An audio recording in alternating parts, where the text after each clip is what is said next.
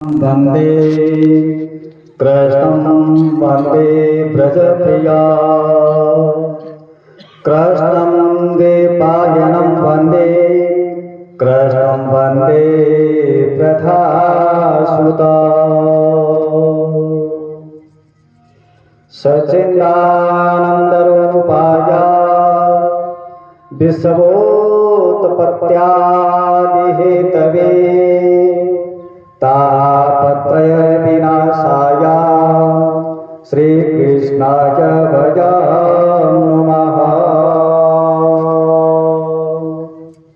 निर्विशे सूतमासे अभिपद्य महामते कथामृत रसस्वादं कुशलशौनको ब्रवीत। निमिषे निमिषक्षेत्रे ऋषय शौनकादयः सत्रं स्वर्गाय लोकाय सहस्रसमासतः।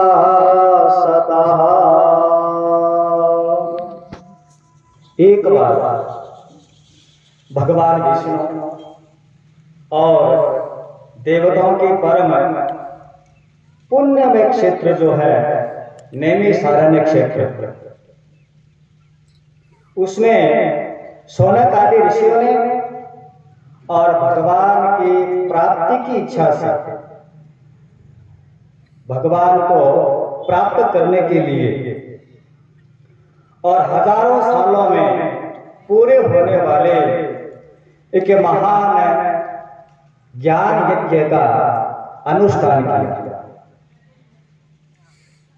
एक दिन की बात है, उन संतों ने अपने नित्य क्रमों से निवृत्त होने के बाद में और सूत जी का पूजन किया, उनको नमस्कार किया और नमस्कार करके और उनसे प्रश्न पूछा शौनक आदि ऋषियों ने सूत जी महाराज से कि महाराज भक्ति ज्ञान और वैराग्य से प्राप्त होने वाले महान विवेक की वृद्धि जो है किस प्रकार होगी, जिससे भक्ति बढ़े, ज्ञान भी बढ़े और वैराग्य भी बढ़े। कि महाराज इस घोर कलयुग में जीव जो है प्राय करके आसुरी स्वभाव के हो गए हैं, राक्षसी स्वभाव के हो गए हैं और इन जीवों को शुद्ध करने के लिए, शुद्ध बनाने के लिए सबसे अच्छा उपाय कौन सा है? सबसे सरल उपाय जकन को रुपया लगन कोई पैसा लग और ज्यादा मेहनत भी को नहीं करनी पड़े। वो सरल उपाय कोई है अपने लिए कठ गौशाला में करके और कथा सुनने। बहुत ही सरल काम है। मड़ मास को महीनों है, पोष को महीनों और गौशाला का महीना। 7 दिन की बात है, कोई काम तो न तो है, कोई बार शादी खूब पड़ रही है और कथा को समय भी 1 बजे रखे, 12:15 4 बजे। ये वास्ते उन ऋषियों ने पूछा कि भगवान इन जीवों को शुद्ध करने के लिए सबसे अच्छा उपाय कौन सा है? सूत जी ने कहा कि ऋषियों, श्री सुखदेव जी महाराज ने कलयुग में जीवों का उद्धार करने के लिए और श्रीमद् भागवत का प्रवचन किया। देखिए, जब मनुष्य के जन्म कोटि जन्मों के पुण्य उदय होते हैं, तब जाकर के उस मनुष्य को भागवत शास्त्र की और प्राप्ति होती है। एतस्मात् परम किंचन मनः शुद्धये निबध्यते जन्मांतरे भवत् पुण्यं तदा भागवतं लभेत। देखिए, जब सुखदेव जी महाराज राजा परीक्षित को यह कथा सुनाने के लिए सभा में विराजमान हुए, सभा में बैठे कथा सुनाने के लिए, तब देवता लोग जो है उनके पास आए। देवताओं के पास क्या है? अमृत। और अमृत का कलश लेकर के और मुनि सुखदेव जी के पास में देवता लोग आए कि महाराज यह अमृत आप ले लीजिए, ये अमृत लेकर के और परीक्षित जी को अमृत का पान करा दीजिए, ये तो अमर हो जाएंगे, और हम लोगों को कथा अमृत का दान दे दीजिए। देवताओं ने कहा कि महाराज हम लोगों को कथा अमृत का दान दीजिए। इस प्रकार अदला बदली हो जाने के बाद में और राजा परीक्षित जो है अमृत का पान करेंगे, अमृत पिएंगे, और हम सब श्रीमद् भागवत रूपी जो अमृत है इसका पान करेंगे। क्व सुधा क्व कथा लोके क्व च मणिर्महा ब्रह्मरातो विचार्येवा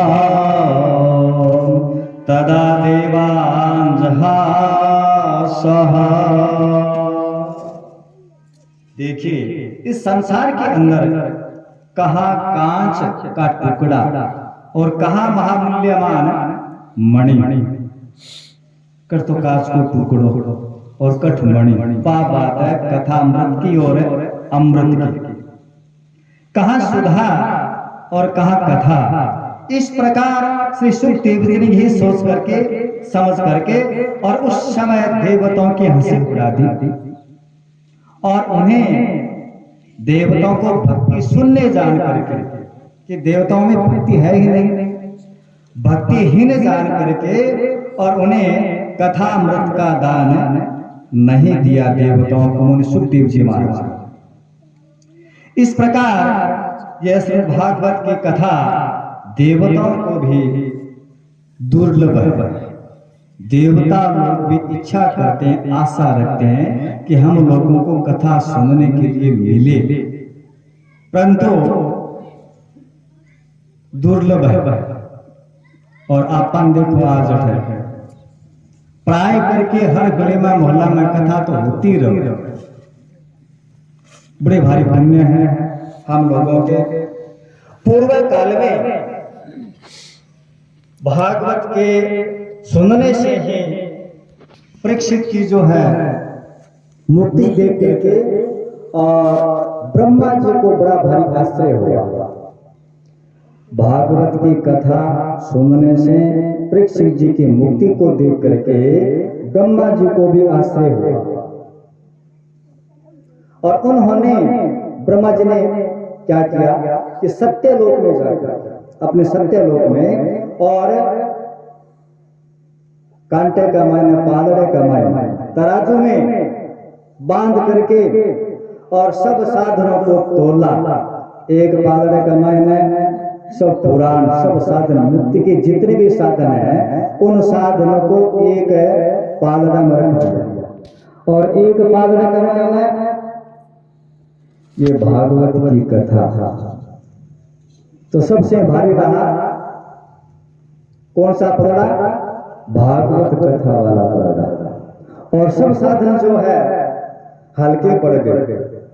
देवर्षि नारद जी ने इससे पहले ब्रह्मा जी के मुख से और सुन लिया था, परंतु 7 दिनों के अंदर सुनने की विधि देवर्षि नारद जी को सनकादि ऋषियों ने बताई। कि 7 दिन के अंदर नियम पूर्वक किस प्रकार कथा का श्रवण किया जाए। शौनकादि ऋषियों ने पूछा कि महाराज देवर्षि नारद जी का और सनकादि ऋषियों के साथ और मिलना संयोग कहाँ पर हुआ और किस प्रकार हुआ, और 7 दिनों की विधि और विधान किस प्रकार बताया और किस प्रकार उनकी प्रीति हुई विधि विधान में सुनने की। सूत जी ने कहा महाराज एक दिन की बात है, विशालापुरी के अंदर 4 निर्मल ऋषि सनकादि ऋषि जो है सत्संग करने के लिए और वहां पर आए विशालापुरी में, और उन्होंने नारद जी को देखा। सनकादि ऋषियों ने पूछा कि ब्राह्मण है, आपका जो मुख जो है उदास उदास क्यों हो रहा